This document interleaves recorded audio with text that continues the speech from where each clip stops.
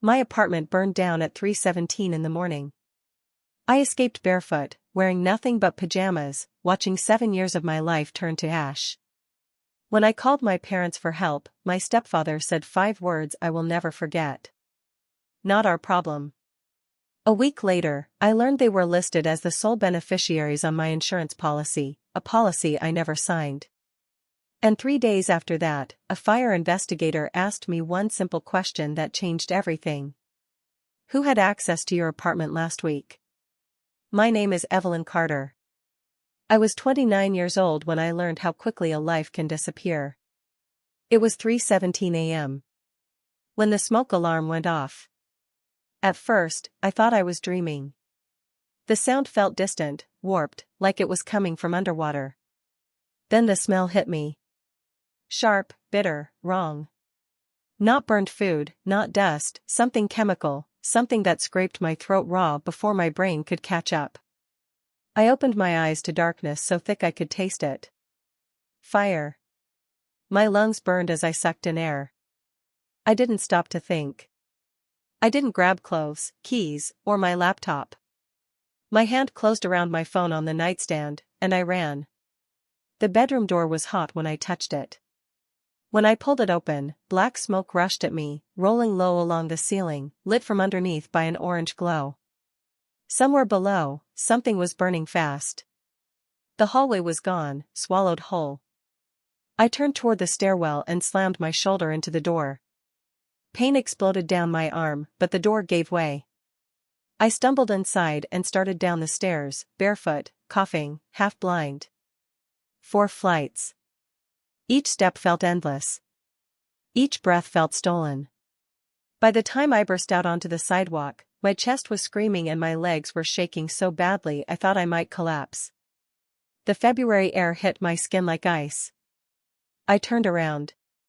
Flames were pouring out of a 4th-floor window, bright and violent against the night sky. My window, Unit 4B, my home.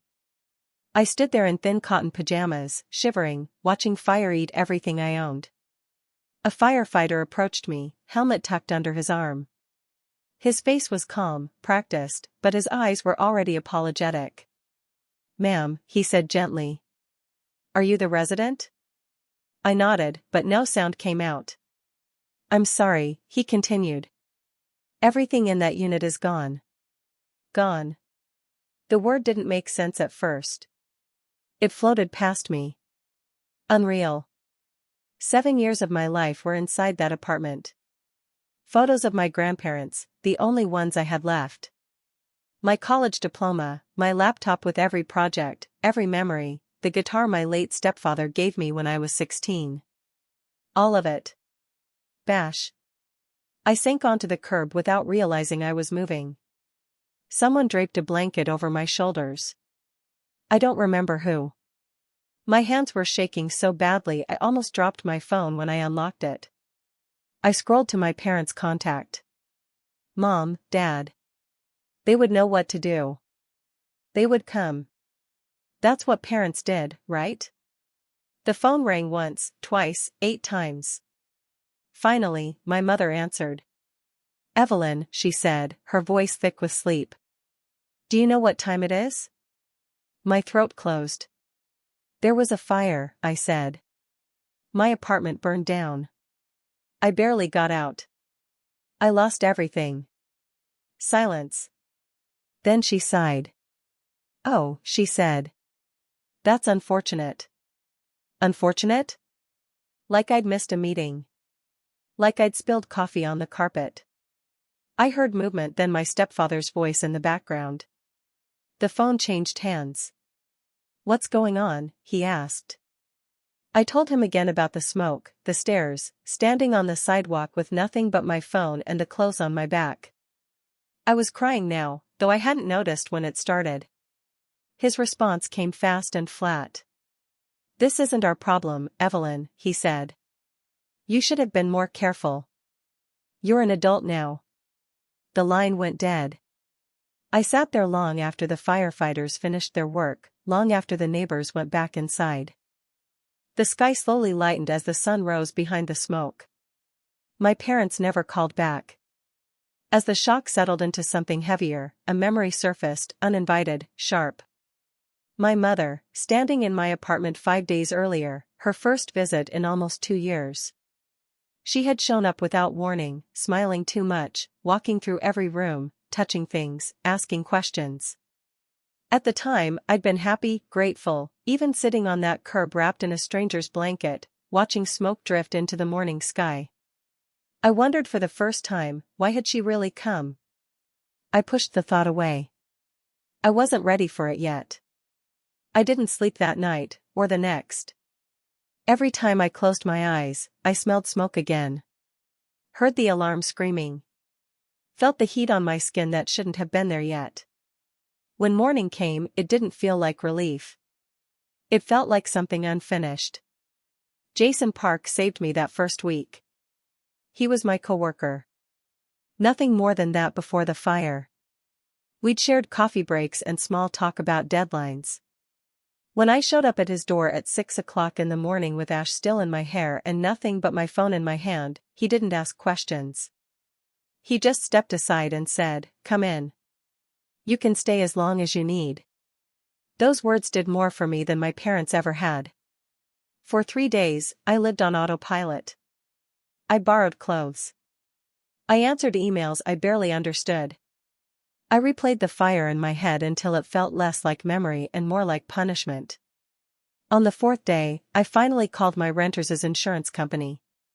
I expected paperwork, forms, waiting, the usual maze designed to exhaust you until you give up.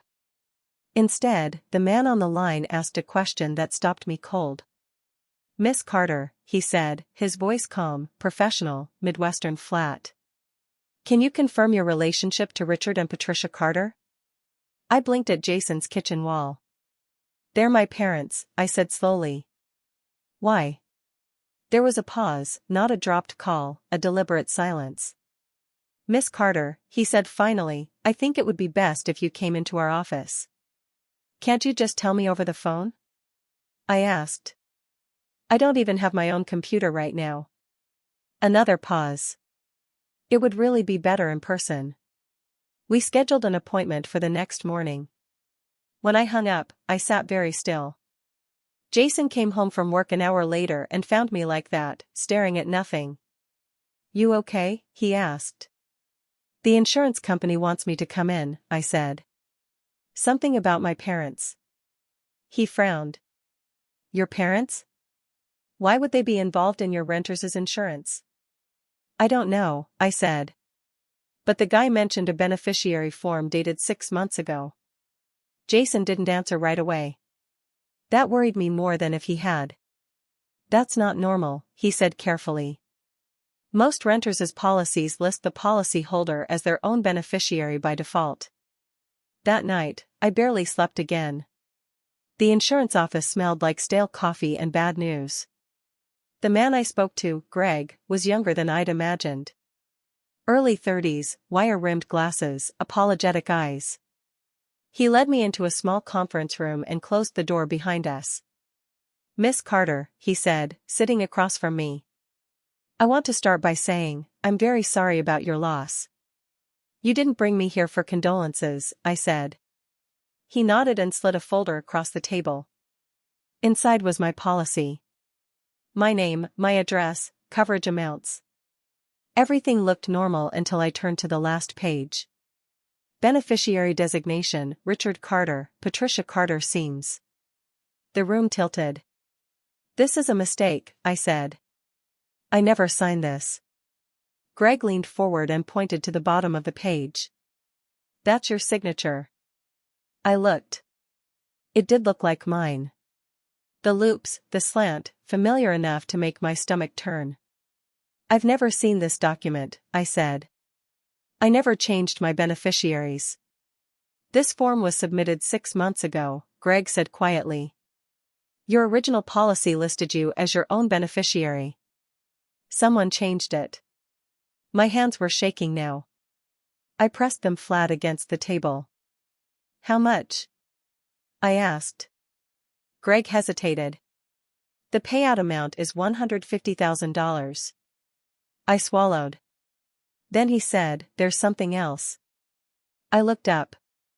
A fire investigator contacted us this morning, Greg continued. He's been asking questions about this policy. Why would a fire investigator care about my insurance? I asked. Greg didn't answer directly. He held my gaze instead. I think, he said carefully. You already know why. The answer sat heavy in my chest, unspoken. Someone had forged my signature, changed my beneficiaries, and my apartment had burned down. As I stood to leave, Greg added one last thing. He asked us who might benefit financially from the fire, he said. Outside, the air felt thinner, sharper. Back at Jason's place, I stared at my phone for a long time before unlocking it. My thumb hovered over my mother's name. I didn't want to believe anything yet. I wasn't ready to accuse. I just needed to hear her voice. I called. She answered on the third ring. Evelyn, she said, warm now. Too warm. How are you holding up, sweetheart? I swallowed. I just wanted to thank you for visiting last week, I said lightly. It meant a lot. A pause. Oh, she said. Of course, I missed you. Quick question, I added. Did you notice anything strange in my apartment when you were there? Her tone changed instantly. Why would you ask that? The fire investigator keeps asking, I said. Fire investigator? She repeated sharp now. Why are they investigating? They think it might not have been an accident. Silence. Then very carefully, she said, Evelyn, you shouldn't talk to investigators without a lawyer. The words landed like a warning or a threat. When the call ended, I realized something had shifted inside me. The fire had taken my home. But whatever came next, that was going to take my family. The fire investigator wanted to meet me the next morning. He suggested a coffee shop 3 blocks from the insurance office. Neutral ground, he said. Somewhere public. Somewhere safe. That word stayed with me. Safe. I arrived early and chose a table near the window, my hands wrapped tightly around a paper cup I hadn't touched. Every nerve in my body felt alert, like I was waiting for something to jump out of the dark. He walked in exactly at 9. Marcus Webb looked like what you'd expect from someone who had spent decades walking through the aftermath of disasters. Weathered face, sharp eyes, calm movements. He shook my hand once and sat down without wasting time. Miss Carter, he said, I'm going to be very direct with you. I nodded. I appreciated that more than kindness. I don't believe your fire was an accident. The words landed quietly, but they echoed. What makes you say that? I asked. He pulled out his phone and turned the screen toward me. I didn't want to look, but I did anyway. Photos of my apartment or what was left of it. This, he said, zooming in on a blackened section of wall, is the point of origin behind your dresser near the outlet. My throat tightened. There's no sign of electrical failure, he continued. No frayed wires, no surge damage, nothing that explains an accidental ignition. So, what does explain it? I asked. He locked eyes with me. Human involvement. I stared down at my coffee, watching my reflection shake in the dark liquid. I've been doing this for 22 years, Marcus said. I know what accidental looks like. This isn't it. For a moment, neither of us spoke. Then he asked the question I hadn't been ready for. Who had access to your apartment in the week before the fire? My heart skipped, then started racing. I live alone, I said. No roommates, no pets. Anyone visit? He asked. I hesitated. One person, I said finally. Who? I forced the words out. My mother. Marcus didn't react. No raised eyebrows, no sharp intake of breath. He just nodded slowly as if a piece of a puzzle had clicked into place. I thought that might be the answer, he said. What do you mean? I asked. He reached into his bag and pulled out a tablet. Your building uses electronic locks, he said. They keep access logs. He tapped the screen and slid it toward me. 2 entries, my name and another. Only 2 people accessed your unit that week, Marcus said. You and a woman matching your mother's description. My mouth went dry. She told me she stopped by for 30 minutes. I said, weekly? Marcus tapped again. She was inside for just over 3 hours. 3 hours.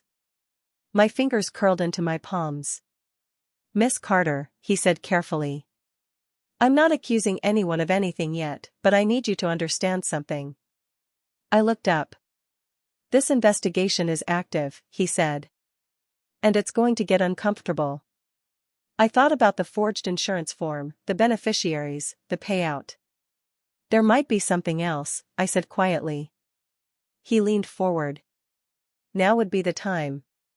I told him everything about the insurance office, the forged signature, the amount of money involved. Marcus listened without interrupting. When I finished, he exhaled slowly. That changes the scope of this case, he said. Significantly. What happens now? I asked. Now, he said, we look for patterns, motive, opportunity. He paused. And we see how people react when they feel pressure. That night, I called my mother again. I kept my voice light, casual, like nothing was wrong. Mom, I said, I just wanted to thank you again for visiting last week. Oh, she said. Of course, sweetheart. Did you notice anything strange in my apartment? I asked. Anything off? Why would I? She replied quickly. The fire investigator keeps asking questions, I said, her tone sharpened. Fire investigator? Why would they investigate? They think it might not have been an accident. Silence. Then she said very calmly, Evelyn, you shouldn't talk to investigators without a lawyer. They twist things. Why would I need a lawyer? I asked. I'm the victim. Another pause. I'm just trying to protect you. She said from what? Before I could ask, she said, I have to go. Your father needs me. Father. She meant Richard. The line went dead. I stared at my phone. My hands weren't shaking anymore. That scared me more than fear ever had. Something inside me had hardened. The grief was still there. But beneath it was clarity, sharp, focused. I texted Marcus. We need to talk. I have more information. His reply came seconds later. Tomorrow, 9 a.m., same place. I didn't sleep that night either. But this time it wasn't fear keeping me awake. It was the beginning of a plan. The first call came the next morning. It wasn't from the police. It wasn't from the insurance company. It was from my aunt. Evelyn, honey, Aunt Margaret said, her voice soft in that careful way adults use when they think you're fragile. Your mom called me last night. I sat up in Jason's guest room, the phone pressed to my ear. Oh, I said. About what? There was a pause. A delicate one. She's worried about you. Worried? The word landed wrong. Worried how? I asked. Well, Margaret hesitated. She said you've been under a lot of stress. That the fire really shook you. That you've been saying some strange things. My stomach tightened. What kind of strange things? Another pause. Longer this time. She said you think the fire wasn't an accident. Margaret said gently. That you've been accusing her and Richard of things. I sat very still. I didn't tell anyone that. I said, I know, sweetheart, she replied quickly. I know. She's just concerned you might not be coping well. Trauma can do that to a person. Trauma. A neat word. Clean, convenient. Before I could respond, she added, she's worried you might say things you don't mean, things that could hurt your career, your relationships. The line went quiet for a second. Then she said the word I'd been dreading, breakdown. After we hung up, I stared at the wall for a long time. They weren't defending themselves. They were attacking me. I checked my email. There was one from HR at my company, marked urgent. It had arrived 2 days earlier. I'd missed it in the chaos. My hands went cold as I read. We've received an anonymous call expressing concern about your mental well-being following recent personal trauma. While we support employees through difficult times, we'd like to schedule a meeting to discuss your current fitness for work. Anonymous concerned fitness. My mother wasn't just trying to protect herself. She was trying to erase me. I forwarded the email to Marcus with one line. They're trying to discredit me. His response came fast. That means they're scared. Later that afternoon, he called. This is a classic move, he said. Preemptive gaslighting. If no one believes you, the evidence won't matter. What do I do? I asked. For now, he said. You stay calm. Document everything and don't confront them. I laughed quietly. That might be hard. They want you emotional, Marcus continued. Angry, unstable. Don't give them that. That night, my mother called. Her voice was sweet again, warm, familiar. Evelyn, honey, she said.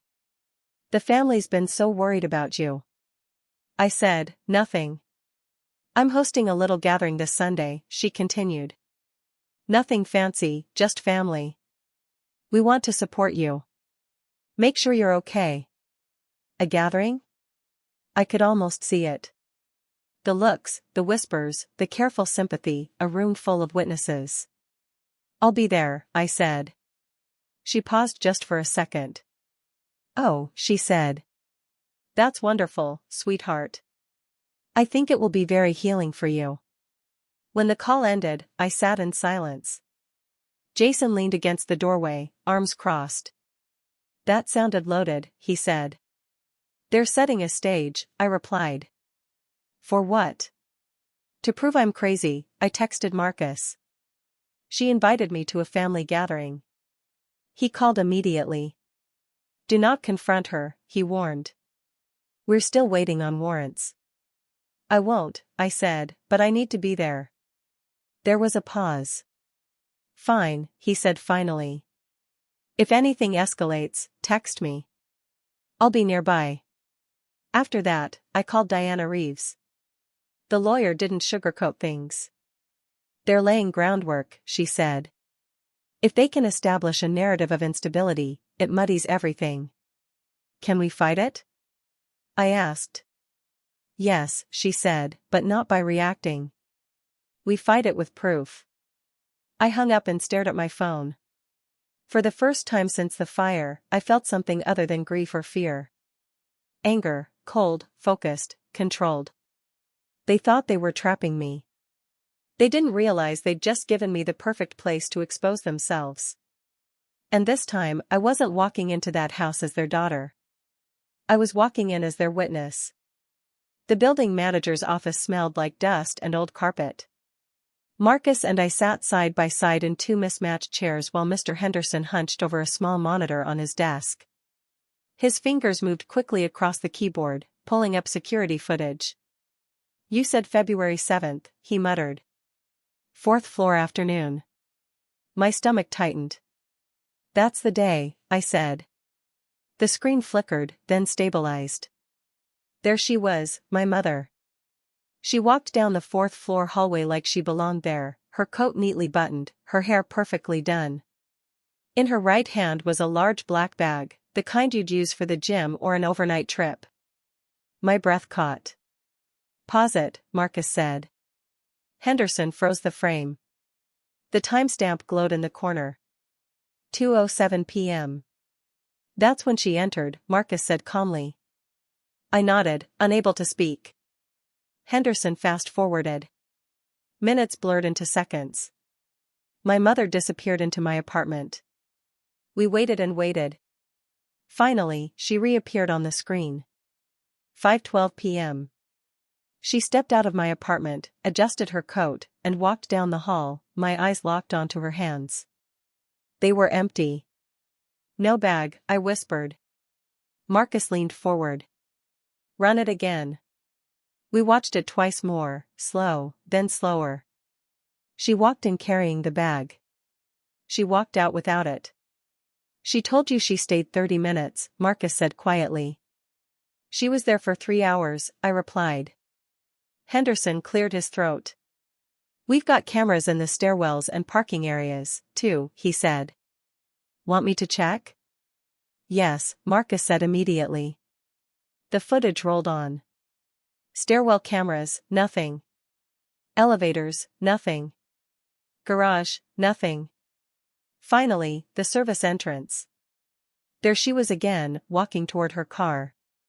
Still no bag. She didn't take it with her, I said. Marcus nodded. She left it inside. The room felt suddenly too small. That bag matters, Marcus said. Fire investigators recovered something near the outlet behind your dresser. Melted plastic, wire fragments. They're still waiting on lab results. I closed my eyes. 3 hours alone in my apartment, a forged insurance form, a bag that went in but never came out.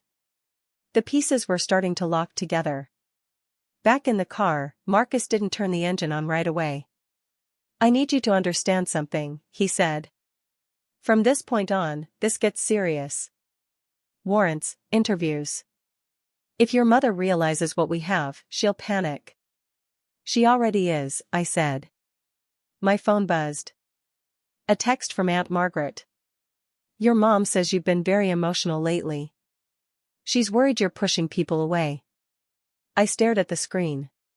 She's moving fast, Marcus said after I showed him the message. She's trying to control the story, I replied. That afternoon, Diana Reeves called me. I've reviewed the beneficiary form again, she said. Your signature is good, but not perfect. What does that mean? I asked. It means whoever signed it knew your handwriting well, she replied. But there are hesitation marks, tiny pauses where the pen stopped. You don't hesitate when you sign your own name. Hope flickered. So, it's a forgery. Yes, Diana said. And there's more. That form wasn't mailed in. It was submitted in person at the insurance office. My heart jumped. In person, I repeated. Someone walked in and handed it to a clerk, she said. Claimed they were helping you with paperwork. I thought of my mother, her confidence, her smile. Can the clerk identify her? I asked. I've requested the visitor logs, Diana said. And I've spoken to him. He remembers a middle-aged woman, brown hair, said she wore strong perfume. My jaw tightened. That night, I lay awake staring at the ceiling, replaying the footage in my mind. The bag, whatever was inside it, had stayed in my apartment. And 5 days later, my home burned down. I wasn't guessing anymore. I wasn't imagining things. This wasn't paranoia. It was preparation. And somewhere, either in a lab report, a camera angle we hadn't seen yet, or a witness who hadn't spoken, was the final piece my mother thought she'd buried in the fire. She was wrong. Diana Reeves didn't believe in false hope. That was the first thing I learned about her. She sat across from me in her downtown office.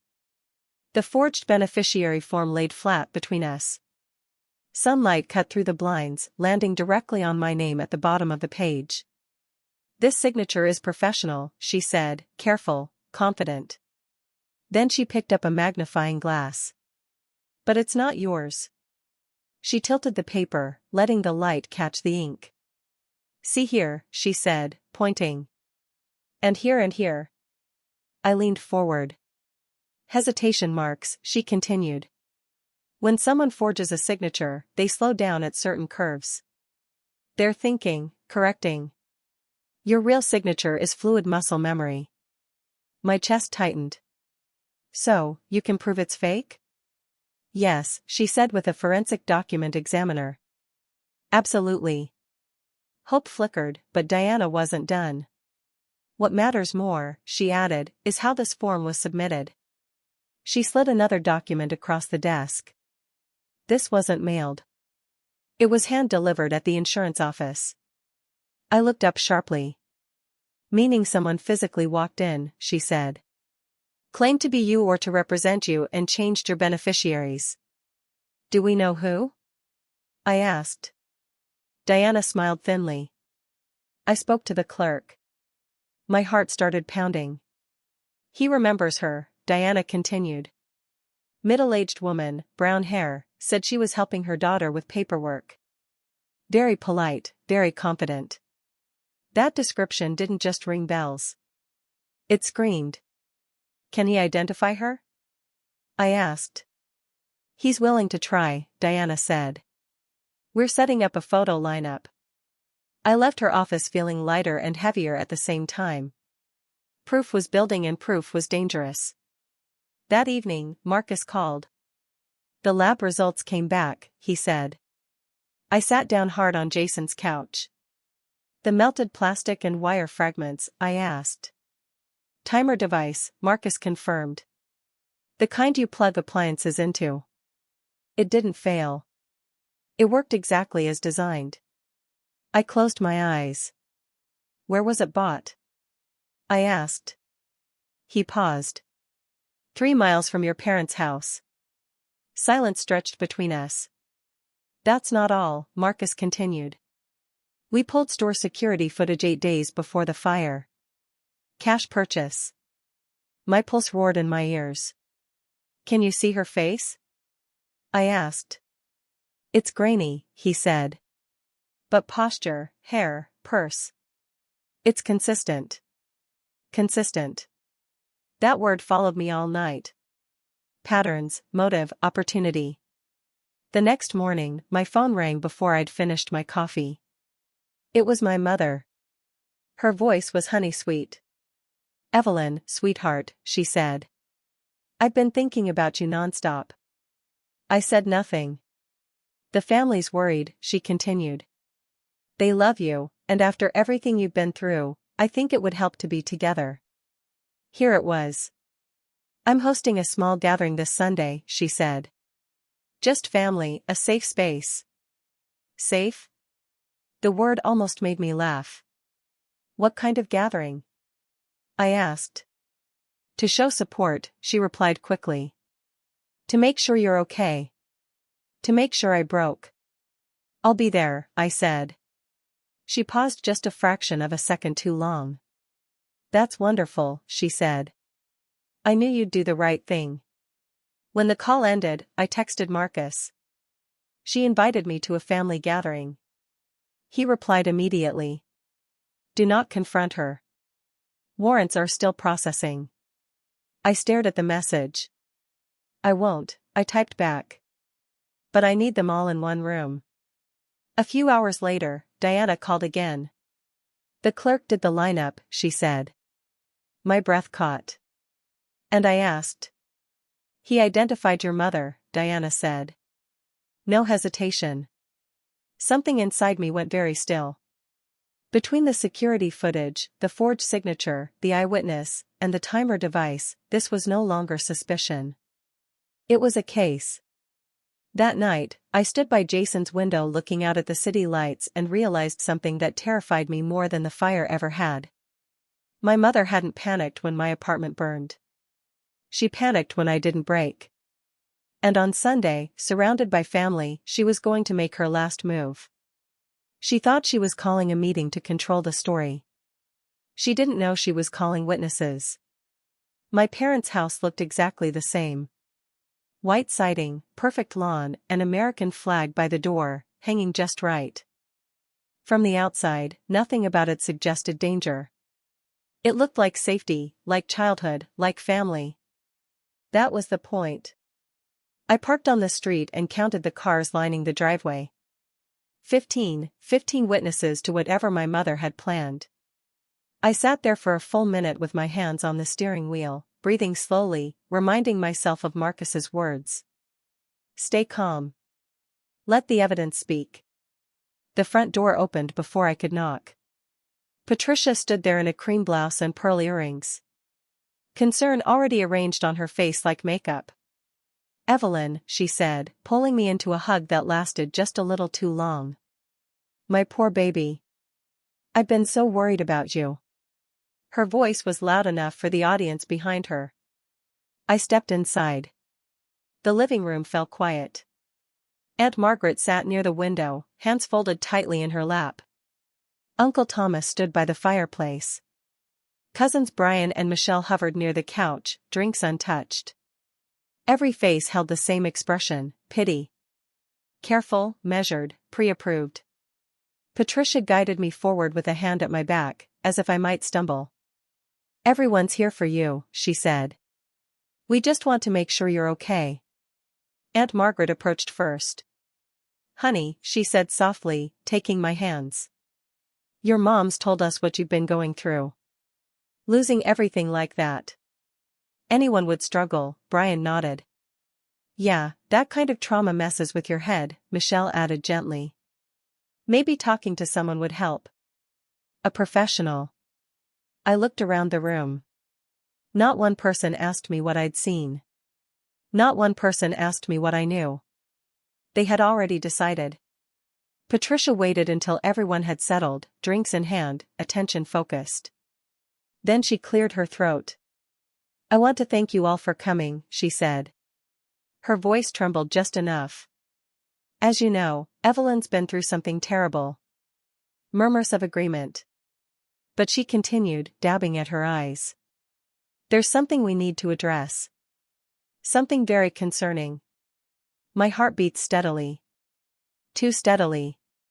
My daughter has been saying some very troubling things lately, Patricia said, her gaze sweeping the room before landing on me.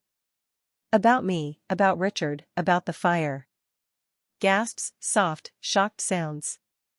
She thinks, Patricia whispered, tears now falling freely, that we had something to do with what happened to her apartment. The room erupted. No, that's impossible. She wouldn't. Aunt Margaret covered her mouth. Richard stepped forward and placed a hand on Patricia's shoulder, his voice flat. Our daughter isn't well, he said. We love her, but we can't enable these delusions. All eyes turned to me, waiting for tears, for shouting, for proof that I had finally cracked. I did none of it. I stood there, hands relaxed at my sides, breathing evenly. That unsettled them. My phone buzzed in my pocket. I didn't look at it. Patricia took a step closer to me. Evelyn, sweetheart, she said softly, dangerously. Tell them you don't really believe those things. Tell them you know we'd never hurt you. 15 faces leaned in. This was her moment, and she could feel it slipping. I need some air, I said calmly. The room froze. Before anyone could stop me, I turned and walked out the front door. Behind me, I heard confusion ripple through the room. I didn't run. I didn't cry. I walked straight down the driveway and toward the street, my phone already in my hand. Outside, the air felt sharp and clean, like freedom. I looked at the screen. A text from Marcus. I have the full footage, all angles. You need to see this now. I exhaled slowly. She thought she'd gathered a jury. She didn't realize she'd gathered witnesses. And in 30 minutes, everything she'd built was going to collapse in front of them. Marcus was parked 2 houses down. I slid into the passenger seat, my hands steady in a way that surprised me. My heart was pounding, but my thoughts were clear, clearer than they'd been since the fire. What did you find? I asked. He didn't answer right away. He handed me his phone instead. Watch. The screen lit up. The hallway camera, 4th floor, February 7th. There she was. My mother walked into frame at 2:07 p.m. The large black bag swinging from her hand. She glanced over her shoulder before unlocking my door. Just once. Just enough. She told you 30 minutes, Marcus said quietly. The footage jumped forward. Timestamp 5:12 p.m. My mother stepped back into the hallway. Same coat, same shoes. No bag. My chest tightened. That's not all, Marcus said. He swiped to the next clip. A still image. Charred plastic and twisted wire fragments laid out on a metal table. Fire investigators recovered this near the outlet behind your dresser, he said. A digital timer plug-in type. I swallowed. We traced the serial number. Marcus continued. It leads to a batch sold at Henderson's Hardware 3 miles from your parents' house. Another swipe. Grainy security footage from a checkout counter. A woman stood at the register paying in cash. Brown hair, familiar posture, the purse hanging from her shoulder. My stomach dropped. That's her, I whispered. We'll need official confirmation, Marcus said. But yes, that's her. My phone buzzed. A text from Diana. The clerk identified Patricia in the lineup. No hesitation. Said he remembered her perfume. Perfume? Of course he did. Marcus exhaled slowly. I submitted the warrant application 2 days ago, he said. The judge signed it this morning. I looked up. How long? I asked. 30 minutes, he said. 2 officers are on their way. I glanced back at my parents' house. Through the living room window, I could see movement, shapes crossing the room. My family still inside, probably discussing how sad it was that Evelyn had finally lost her grip on reality. My phone buzzed again. Jason. I checked the cloud backups like you asked with a subpoena. Deleted texts don't stay deleted. I closed my eyes. Somewhere on a server, my mother's confidence was waiting to betray her. Marcus, I said quietly. I need them to see it. He studied my face. You don't want to confront her, he said. I won't, I replied. I just want the truth to walk into that room on its own. He hesitated, then nodded. I'll be there in 30, he said. Stay calm. Let the evidence speak. I stepped out of the car and walked back toward the house. Each step felt unreal, like I was crossing into a different life. Inside, the living room went silent the moment I returned. Patricia was still standing at the center, tissue in hand, concern perfectly arranged. But when she saw my face, calm, dried, unbroken, something flickered in her eyes. Fear. Evelyn, honey, she said quickly. Are you feeling better? Do you need water? Actually, I said, my voice steady. I have a question. The room tensed. When you visited my apartment last month, I continued. Why did you stay for 3 hours? Patricia blinked. What? She said, I don't remember exactly how long. The building has cameras, I said. I've seen the footage. A silence felt so heavy it felt physical. Richard straightened.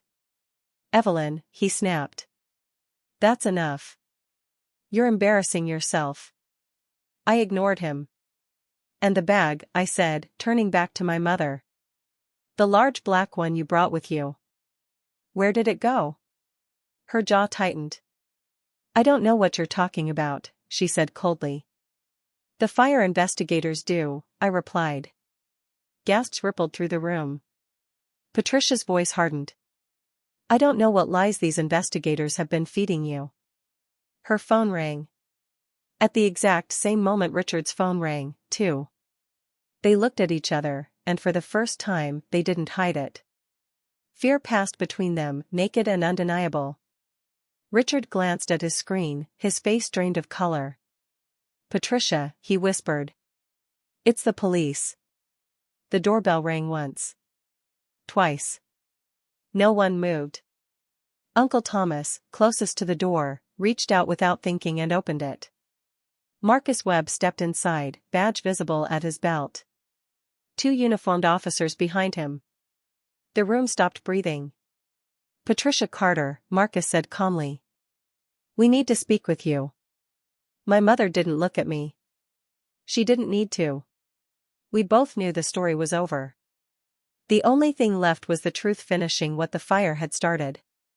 No one spoke. The living room felt smaller somehow, like the walls had moved in when Marcus Webb stepped through the door. The air was thick, heavy with the kind of silence that comes right before something irreversible. Patricia stood frozen. For the first time in my life, my mother didn't know what to say. "Patricia Carter," Marcus said again, calm and precise. "I'm fire investigator Marcus Webb. You're under arrest for arson in the second degree and insurance fraud." The words didn't register right away. Then they did. "This is ridiculous." Patricia snapped, her voice suddenly sharp, brittle. "This is all a misunderstanding. My daughter." She turned toward the room, desperation bleeding through her composure. "She's unstable. She's been making things up since the fire." Marcus didn't raise his voice. "Ma'am, you have the right to remain silent," he said. "Anything you say can and will be used against you in a court of law." Patricia laughed once. A short panicked sound. "Evelyn set me up," she said, pointing at me. "She planned this. She's sick. You all know she hasn't been herself." 15 faces turned toward her. This time, no one nodded. Marcus stepped closer and gently took her arm. "Please don't touch me," Patricia hissed, pulling away. "Richard, say something." Richard finally moved. He took one step forward, then stopped. His mouth opened, closed. His eyes flicked around the room. At Aunt Margaret, at Uncle Thomas, at the cousins who had known him their whole lives. Then his shoulders collapsed. "It was her idea," he said quietly. The room gasped. "All of it," Richard continued, voice cracking. "I told her it was crazy. I told her we shouldn't." "Shut up." Patricia screamed, the sound raw and unrecognizable. "Shut up, Richard." It was too late. The officers moved in. Cold metal cuffs closed around my mother's wrists. The click echoed through the room. That sound, small, mechanical, felt louder than the fire alarm ever had. Aunt Margaret sank into a chair, one hand pressed to her mouth. Uncle Thomas stared at the floor, shaking his head slowly like he couldn't make sense of what he was seeing. Brian looked like he might be sick. Patricia twisted toward the family, mascara beginning to run. "Don't believe her," she pleaded. "She's lying. She's confused. She's always been dramatic." No one spoke. No one stepped forward. Marcus turned to Richard. "Mr. Carter," he said. "We have some questions for you as well. Please come with us." Richard didn't resist. As they led my mother toward the door, she finally looked at me. Not with anger, with something else. Calculation. As if she were still trying to find the angle, the last move. The final lie that might save her. I didn't look away. The door closed behind them. The house went silent again. For a long moment, no one moved.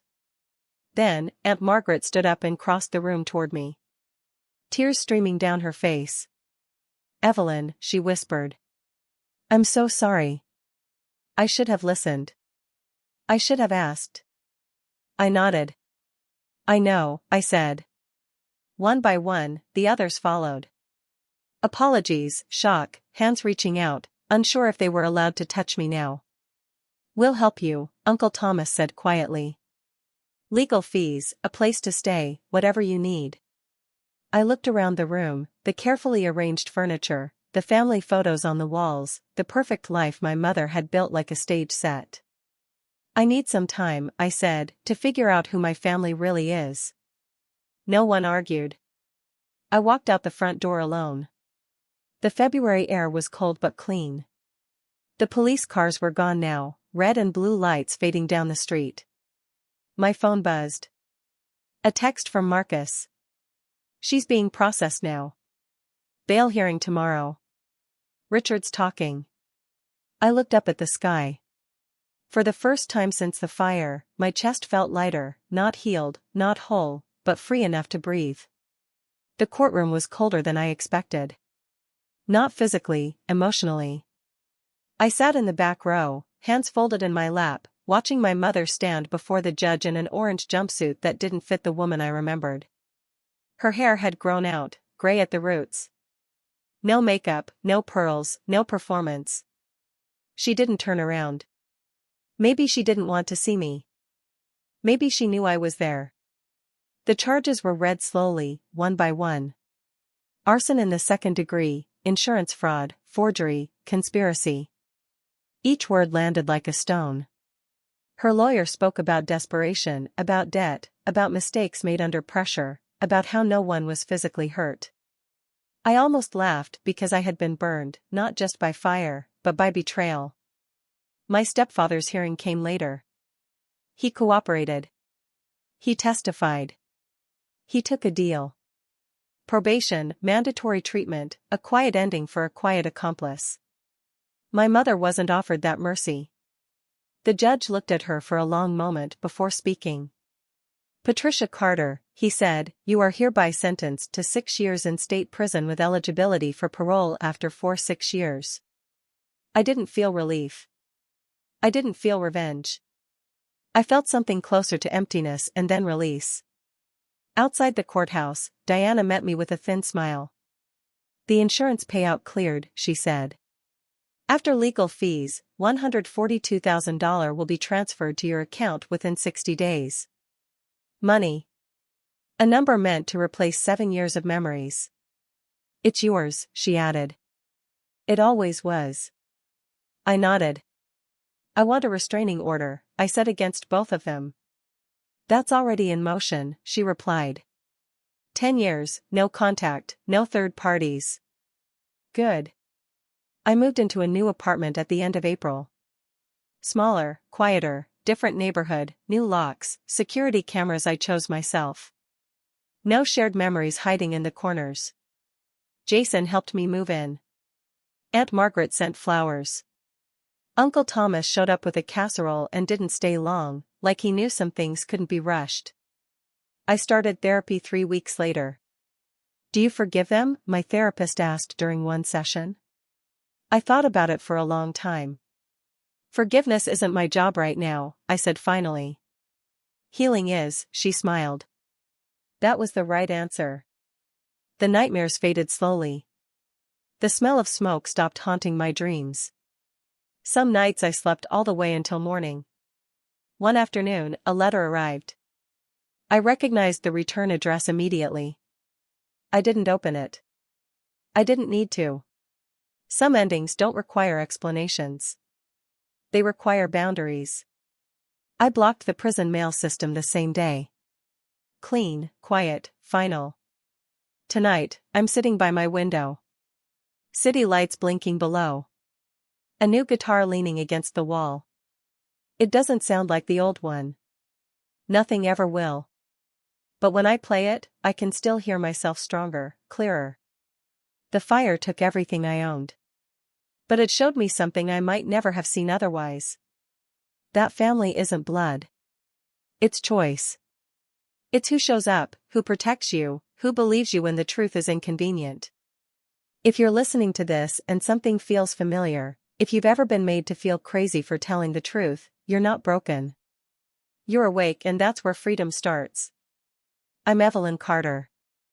I'm still standing, and this isn't the end. If the story stayed with you longer than you expected, you're not alone. There are more stories like this, quiet at first, then impossible to forget.